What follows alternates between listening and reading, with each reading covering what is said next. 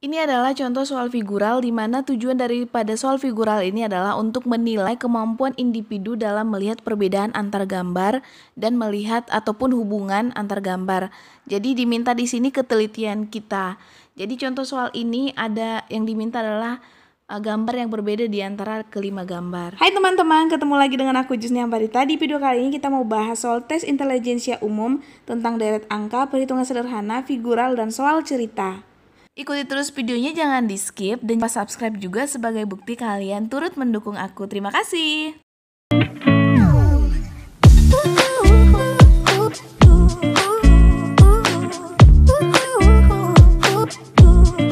Oke teman-teman, langsung saja. Ini soal yang pertama. Dalam satu kelas perbandingan antara siswa perempuan dan siswa laki-laki adalah 4:3.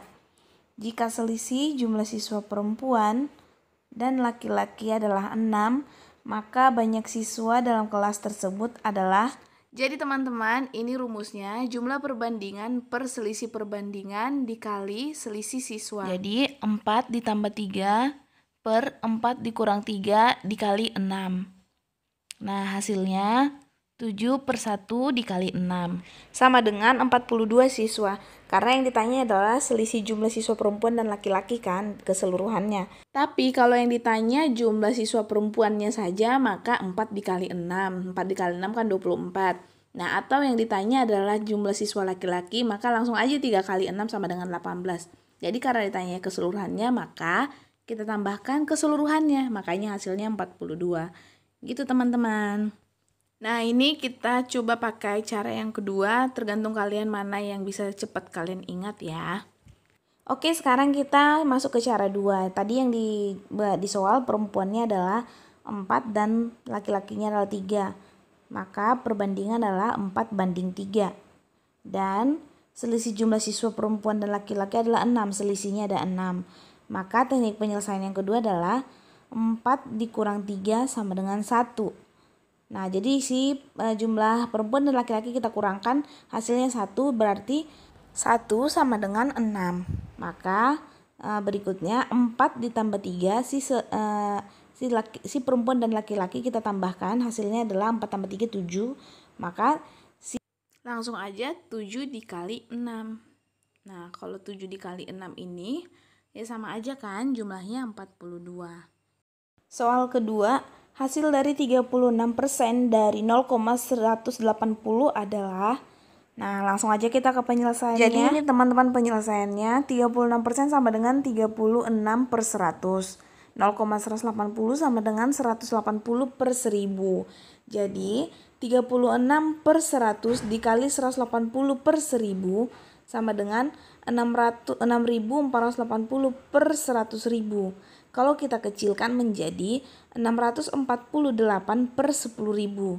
Nah, kalau dibagikan hasilnya sama dengan 0,0648. Jadi, jawabannya coba kita lihat ada enggak? 0,648. Oh, jawabannya D. Nah, ini kita masuk ke cara kedua. Nah, ini teman-teman. Jadi 36% itu sama dengan 36/100. Berarti 2 angka di belakang koma, berarti 0,36. Udah, jadi langsung aja 0,36 dikali 0,180. Nah, hasilnya 0,0648. Ini aku karena sebelumnya udah aku hitung ya, makanya aku bisa dapat gini. Kalau kalian nanti menghadapi ujian saat ujian, terus kan dikasih selembar kertas tuh ngitungnya, agak ribet sih memang ngitungnya kalau pakai yang manual kayak gitu. Jadi terserah kalian mana yang tercepat, makanya aku kasih 2 cara. Gitu, semoga paham ya. Soal selanjutnya, hasil dari 316/2 dikurang 314/2 sama dengan, ini kita langsung aja perhitungannya. Ini untuk cara satunya. Jadi tadi soalnya 316/2 dikurang 314/2.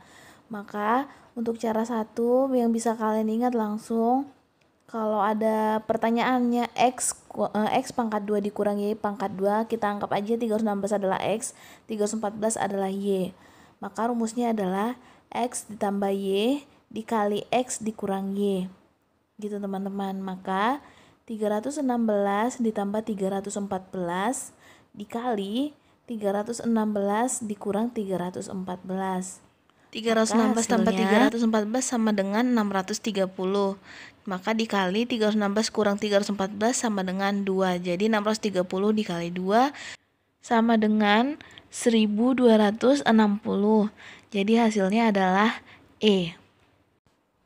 Sekarang kita membahas ke cara yang kedua. Nah, ini untuk cara yang keduanya kita pakai dengan perhitungan yang manual, yang tradisional banget. Jadi kayak pertama kali kita tahu cara berhitung kayak gitu, maka kita kalikan 316 dikali 316, terus 314 kita kalikan dengan 314. Hasilnya, nah ini perhitungan ini aku udah coret-coret. Nah, hasilnya 316 dikali 316 adalah 99.856. Nah, 314 dikali 314 hasilnya 98.596. Nah, ini dikurangkan maka hasilnya 1260. Gitu teman-teman, sederhana kan ya? Soal selanjutnya yang ditanya 32 adalah X persen dari 80. Ditanyakan nilai X-nya, maka kita jawabnya langsung aja 32. Ini 32 per 80. 32 per 80. Terus kita kalikan 100. Karena kan X-nya persen. Jadi kali 100. Kalau kita kecilkan, kalau dibagi dengan 16, 32 bagi 16 sama dengan 2, 80 bagi 16 sama dengan 5. Jadi kita bisa diperkecil menjadi 2 per 5 dikali 100. Nih, 2 dikali 100 sama dengan 200 dibagi 5, maka hasilnya adalah 40. Nah gitu teman-teman, simpel kan? Nah sekarang kita masuk ke contoh soal cerita ya teman-teman. Nah ini Roni memiliki penghasilan sebesar 2 juta per bulan. Penghasilan tidak kena pajak adalah 1 juta rupiah. Jika pajak penghasilan adalah 12%, maka besar penghasilan bersih Roni adalah, nah yang ditanya adalah penghasilan bersih. Oke, kita langsung ke jawabannya. Kok jawaban ke penyelesaiannya. Nah kayak gini teman-teman. Nah ini tadi penghasilan per bulannya adalah 2 juta rupiah dan penghasilan tidak kena pajaknya 1 juta rupiah. Yang ditanyakan besar penghasilan bersih Roni jika pajak penghasilannya 12%. Oke, jadi kita hitung dulu nih. 12% dikali 1 juta. 1 juta rupiah sama dengan 120.000 rupiah. Untuk menghitung penghasilan bersihnya, maka penghasilan si Roni tadi yang per bulan itu 2 juta kita kurangkan dengan 120.000 rupiah, maka hasilnya adalah 1.880.000 rupiah. Jadi jawabannya D, 1.880.000 rupiah. Sekarang kita mau bahas deret angka. Nah yang ini 75, 13, 67, 26, 59, terus titik-titik 3 kali dan 43. Kita di sini mau mengisi titik-titiknya. Mungkin sudah banyak yang tahu cara menyelesaikan deret angka ini, tapi mungkin ada juga yang belum paham. Apalagi kayak aku juga dulu pertama lihat soal seperti ini bingung juga kan. Walaupun memang dulu kita waktu SMP SMA udah ngerjain ini kan ya. Nah langsung aja kita bahas sebenarnya titik-titik 3 ini apa ya. Yuk.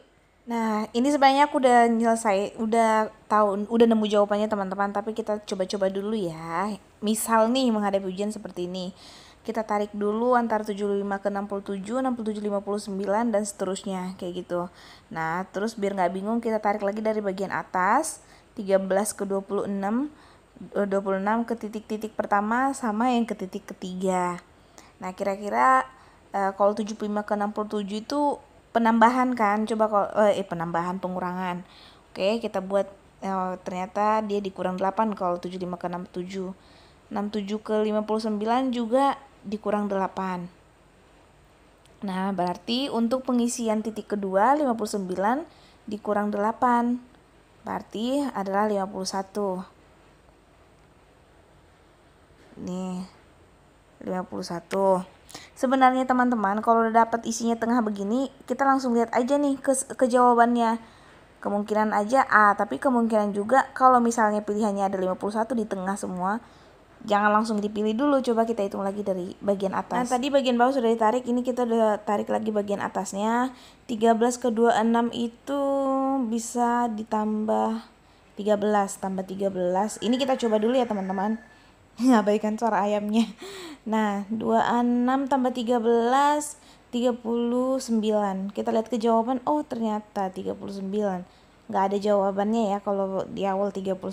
Sekarang kita hapus dulu karena ternyata jawabannya bukan 39. Kita cari bukan ditambah 13. Coba kita cari dengan cara yang lain. Untuk 13 ke 26. Oh ternyata kalau kita coba kali 2. Kalau dikali 2 gimana?